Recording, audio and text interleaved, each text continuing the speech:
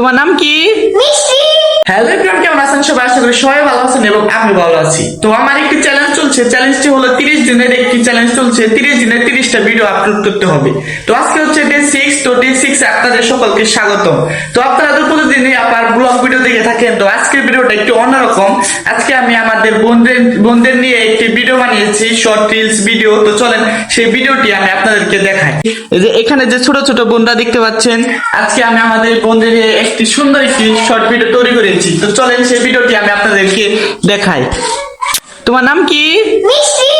আর ভিডিওটি দেখে যদি আপনার কাছে ভালো লেগে থাকে তাহলে সবাইকে লাইক, কমেন্ট এবং শেয়ার করে দিবেন। তো সবাইকে অসংখ্য ধন্যবাদ। আর সবসময় দীপদাস ব্লগের এই 30 দিনের চ্যালেঞ্জে আপনারা সবাই আমার পাশে থাকুন। তো চলেন সবাই একটু ভিডিওটি আমরা দেখে আসি।